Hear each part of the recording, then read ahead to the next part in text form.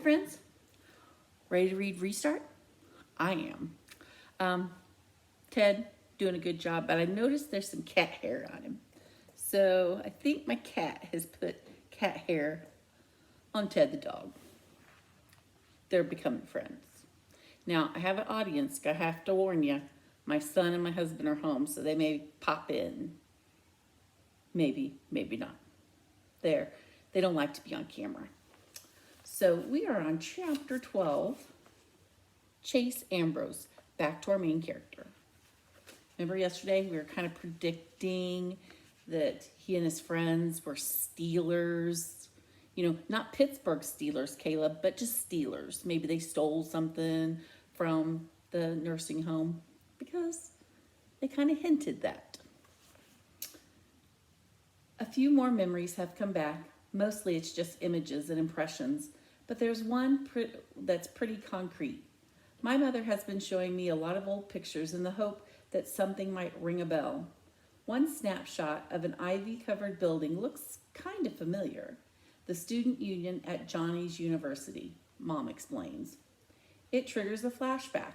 It's not that I remember it, more like it's already in my head, and I'm just now noticing it. Mom and 7th grade Chase are dropping Johnny off at college. Our car pulls around the long circular drive in front of the building in the photograph. Johnny gets out. It's his first day of freshman year, his first time living away from home. He seems terrified.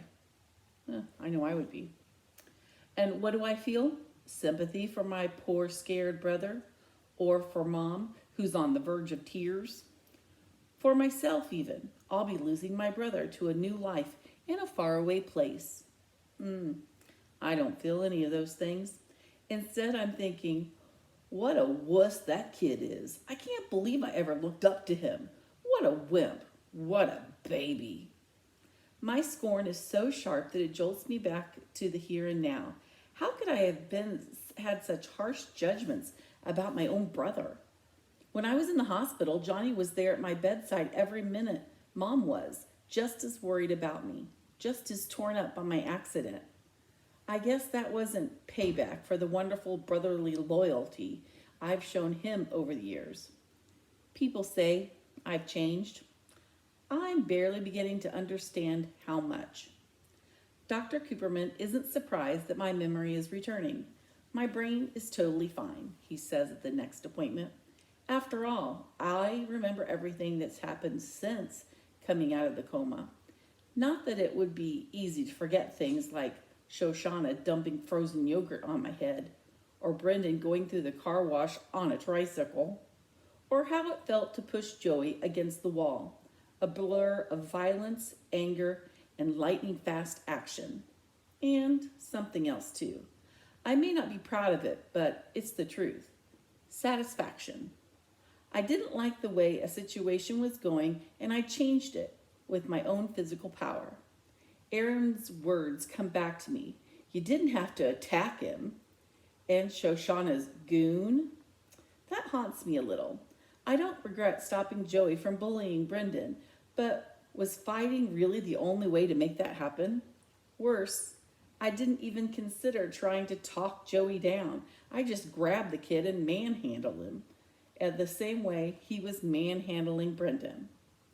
I get that the old Chase could be like that before the accident, but now I'm starting to wonder if that person is still inside me, emerging from the darkness, bit by bit, along with my memory. As weird as it was to lose my past, this must be even weirder. The more that comes back, the less I recognize myself. That'd be sad. Dr. Cooperman also pronounces me fully recovered physically. Then he drops the bomb. He still wants me off football for the rest of the season. I must seem pretty devastated because he adds, it's all out of an abundance of caution. You're fine, but concussions can't be taken lightly. We're learning new things about the long-term effects every day. I know you're disappointed, honey, my mom says. I understand how important football is to you. How can I explain it to them? Sure, I like to play, But what really bugs me is that football is my biggest connection to my old life. I don't think I've had a single conversation with Dad that wasn't about either my past gridiron glories or the ones he still expects me to have. And since the incident with Joey, the only hurricanes who will talk to me are Aaron and Bear. Even with that, half the time I get the impression that their main interest is getting their team captain back. For sure, those guys are never going to forgive me for A, doing my community service when I didn't have to, B, not hating it enough. To be honest, I don't hate it at all. One thing no one ever tells you when you're laid up, like I was in the hospital, is how boring it is. You really appreciate anybody who comes to break the monotony. So now I get to be that person for the residents of Portland Street. It makes me feel good about myself, and that's huge at a time when I'm learning I have so much to feel bad about. Besides, I get stuff out of it too. I learned how to play mahjong, and I've picked up a lot of great tips on how to grow stuff, mostly from Mrs. Kitteridge, whose room looks like a botanical garden. I think I'm going to be able to save a lot of Mom's plants, and maybe even the ficus in Helene's room, the one she bought at the preschool flower sale and is at least 98% dead. That'll make some points with Corrine, who is losing her enthusiasm for the fallen leaves and the tiny white bugs that are all over them. As for Mr. Solway, despite the fact that I've forgotten most of what's happened to me, I feel confident saying he's the coolest person I've ever met. Anyone who could jump onto a moving enemy tank, throw open the hatch, and take it out with a grenade has to be a pretty amazing guy. Mr. Solway didn't see it that way. That's what I did, not who I am. If I'd bothered to think about it, I wouldn't have done it. I'm not that stupid. The sad part is that Mr. Solway can't find his Medal of Honor. Dun dun dun. Foreshadowing. Nurse Duncan thinks it's probably got misplaced during Portland Street's big repainting project, and it would turn up sooner or later. I think they stole it. But he's convinced he flat out lost it. I haven't been as sharp since my wife died, he tells me. We never had kids, so we were the whole world to each other. She looked after everything, and I looked after her. He sighs.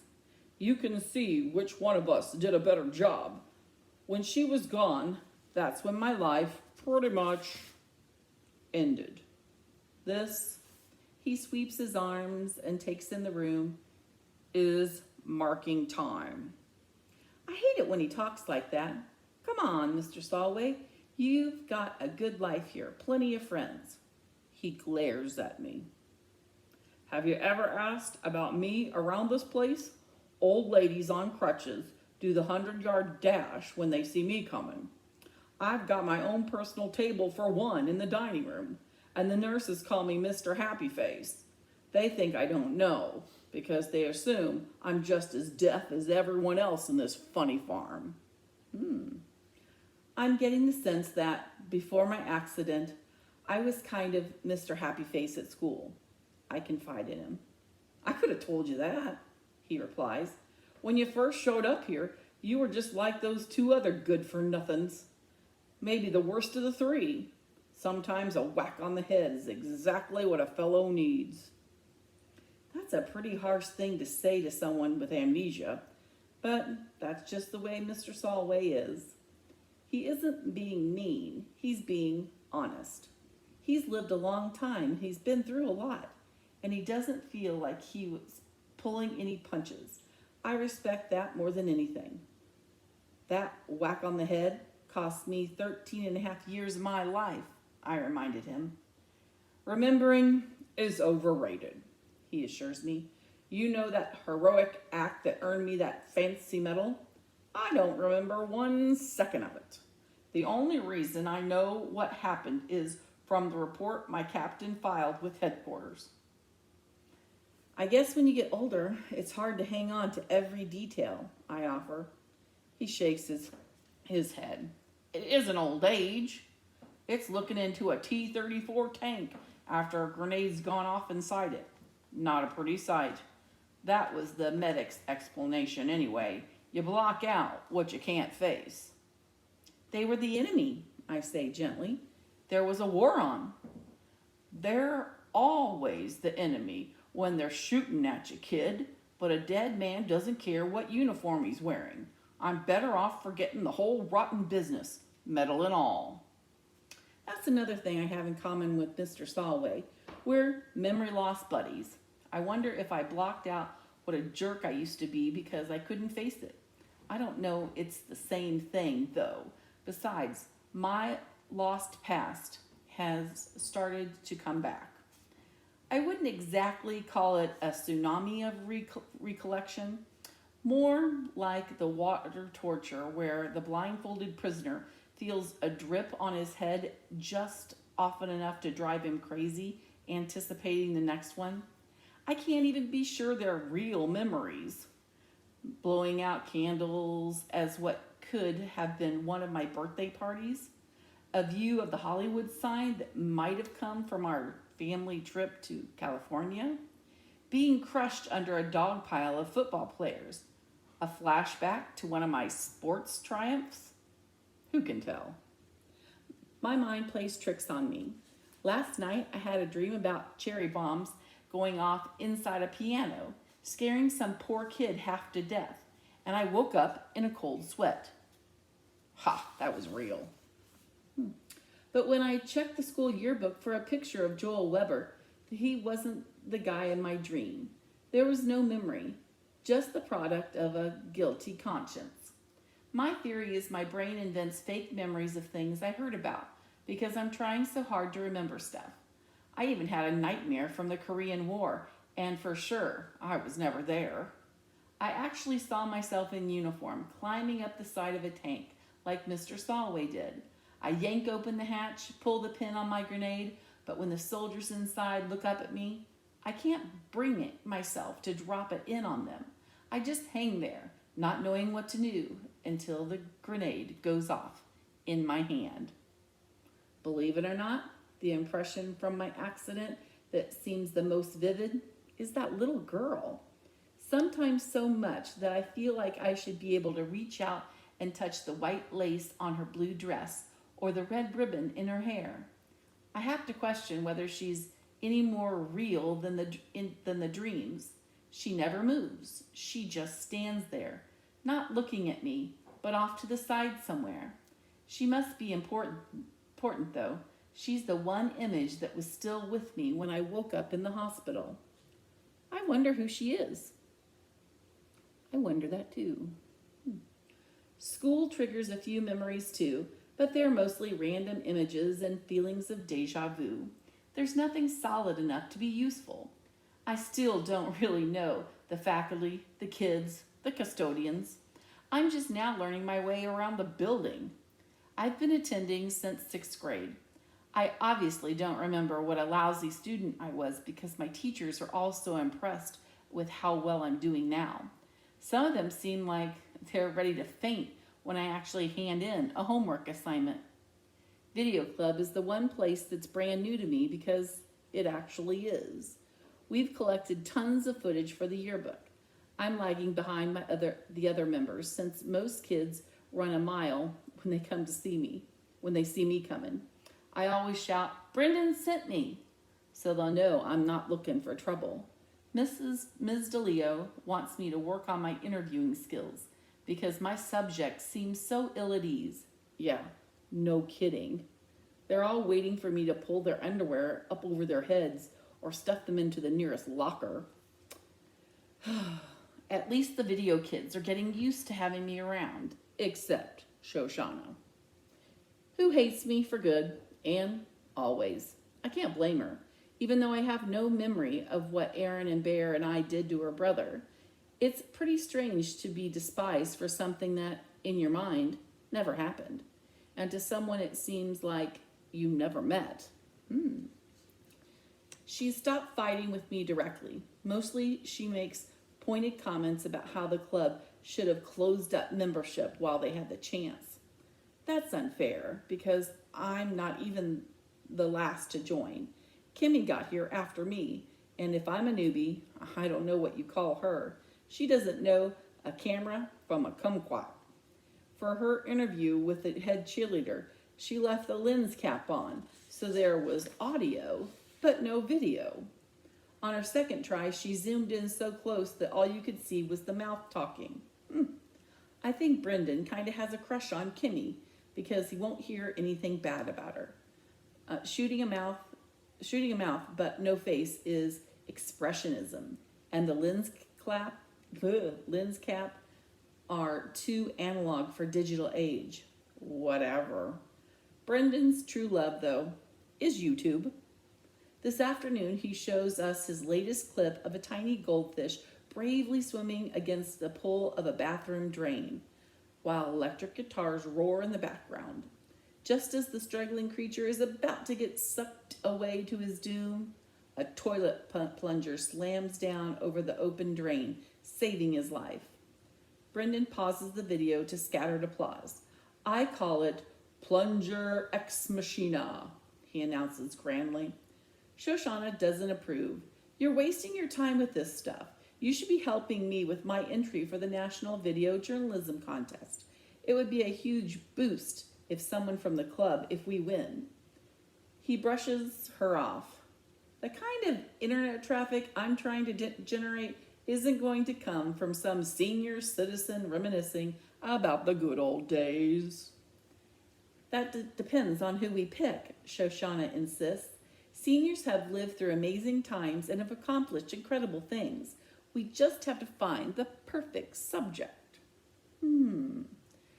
Before I realize who I'm talking to, I blurt, you should talk to Mr. Solway over at Portland Street. Her angry eyes skewer me. I've contaminated her precious project with the sound of my voice. Another of my crimes against humanity, like bullying her brother. And I'm not dying when I fell off the roof.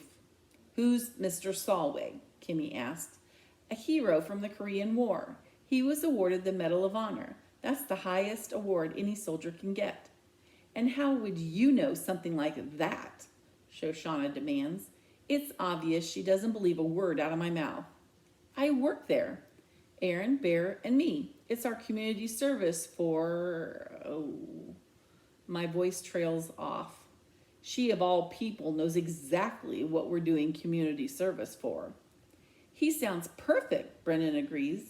Maybe I can get him to ride a tricycle through the car wash, Shoshana retorts icily. At least talk to the guy, Hugo prods. Mrs. DeLeo weighs in to play peacemaker. I know you'll find a way to make the school proud, she says to Shoshana. And thank you, Chase, for a marvelous suggestion. Shoshana's cheeks darken through pink and red to full-on crimson. I hope I never hate anybody as much as that girl hates me. Dun, dun, dun. Ooh, good. Our next chapter is Shoshana Weber, so we can see all her big hate that she's got going on. I hope you guys are doing great. Again, have any questions, please email me. Until next time, bye. Say bye. Bye.